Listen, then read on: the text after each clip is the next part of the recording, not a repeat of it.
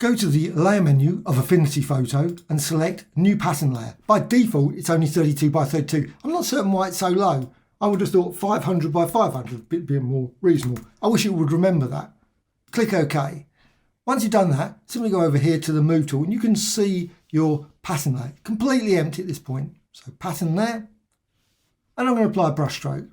Now apply a brush stroke at this point, and then what you can see, it doesn't have a mirror effect because I haven't set the mirror on yet. But you can see you can create that sort of design if you want. You can change the colour, go with blues, greens, etc. But I'm going to go with black so you can see it a bit more clearly.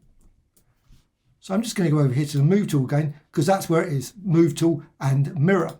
So set that on and again go back to the paintbrush. And now once you've done that, you can see what you can do. You can create, now you can select any other brush stroke. I'm using inks. You can see in the brushes panel, I'm just using inks there. But any others perfectly reasonable as well. And you can apply and create all kinds of different designs. Now it's still live, so you can go over here again to the Move tool. It's a pity you have to keep going backwards and forwards between those two, but that's the way it is. And you can see what you can create. You can create very nice, quick, seamless pattern design using brush strokes. Now you can also undo that. And what I'm going to do next is you can also use Symmetry.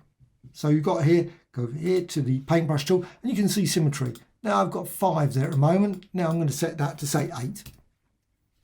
So with 8, what I can do, I can now create that, and you can create all kinds. Now it takes just a few bits of practice just to make something works exactly right.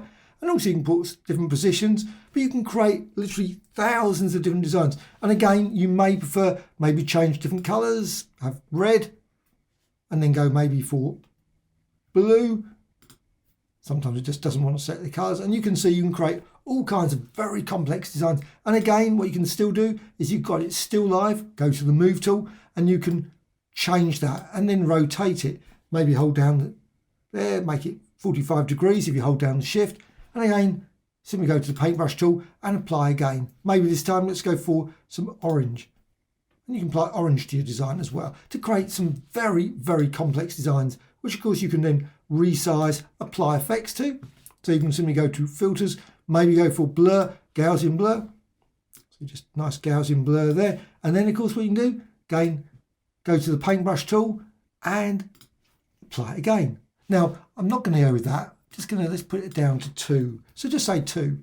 And you can apply, create a lovely design like that. Very simple design. And again, still live, which you can then move around, rotate, and much, much more. Hope you found this of interest. Thank you much.